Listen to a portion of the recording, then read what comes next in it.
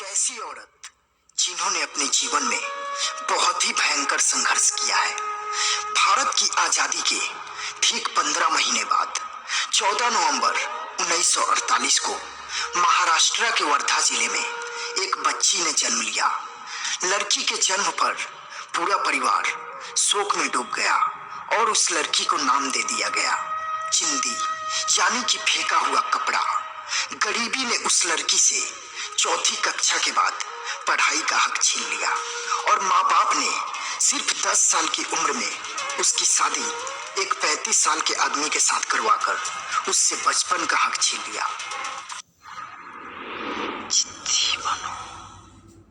सिंधु ताई के गांव में इनका और बाकी सभी के पति गाय चराने का काम करते थे और सिंधु ताई गोबर उठाने का काम करती थी। और जब ये 20 साल की हुई उस समय ये प्रेग्नेंट थी, लेकिन उस समय भी ये अपने काम को पूरे मेहनत और ईमानदारी के साथ करती थी, लेकिन उस काम को करने का पैसा इन्हें नहीं मिलता था। तब इन्होंने फॉरेस्ट डिपार्टमेंट के साथ एक बहुत ही बड़ा आंदोलन किया और ये बोली, जब कोई रोड पे काम करता है तो उसे उसकी मजदूरी देते हो और हम अपने काम को इतनी मेहनत के साथ करते हैं, फिर भी हमें हमारी मजदूरी क्यों नहीं मिलती। तब जाकर इन्हें इनका न्याय मिला।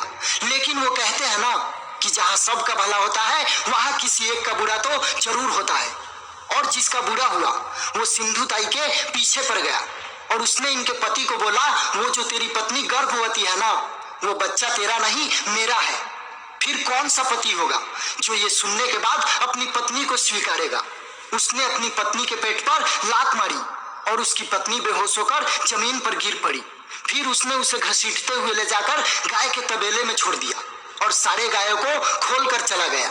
उसे लगा कि ये मर गई और उसी बेहोशी की हालत में सिंधु ताई ने अपने बच्चे को जन्म दिया।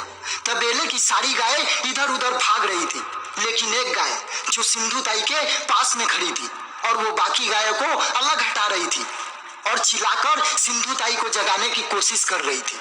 और जैसे ही सिंधु ताई की आंख खुली तो ये देखकर वो उसके गले लिपटकर रोने लगी और वो बोली, अरे आदमी ने तो मुझे अपनी जिंदगी से निकाल दिया और ठोकर मारकर छोड़ दिया, लेकिन तू गैया होकर मेरी मैया बनी है ना।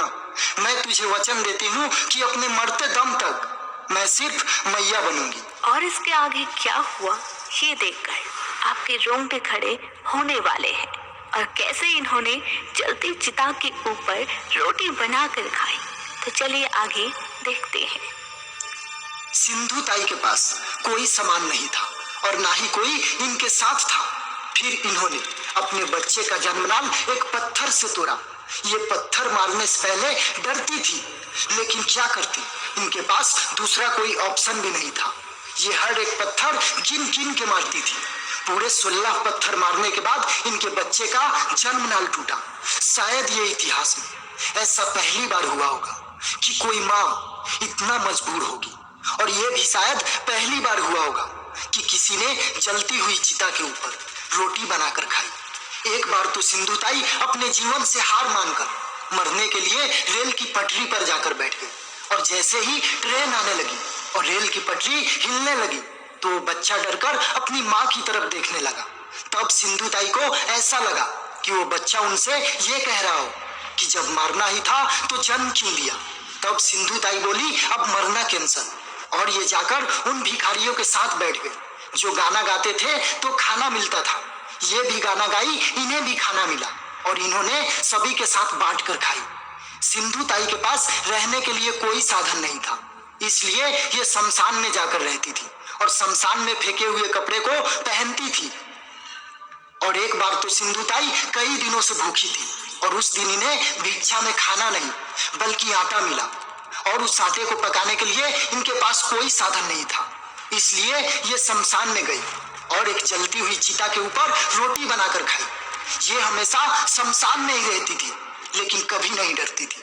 लेकिन जिस दिन इन्होंने जलती हुई चिता के ऊपर रोटी बनाकर खाई उस दिन ये डर गई थी और इन्हें ऐसा लग रहा था कि ये सारा माहौल इनसे ये कह रहा कि तुमने हमारा कायदा भंग किया है, ये अधिकार हमारा है, तुम इंसान हो। और सभी पशु पक्षी जोर जोर से चीख रहे थे और कुत्ते भौंक रहे थे। और उस दिन पासी में किसी ने एक मुर्दा गाड़ा था। सिंधु ताई को ऐसा लगा कि उस मुर्दे से ये आवाज आ रही है सिंधु ताई, हार गई तू, थक गई तू।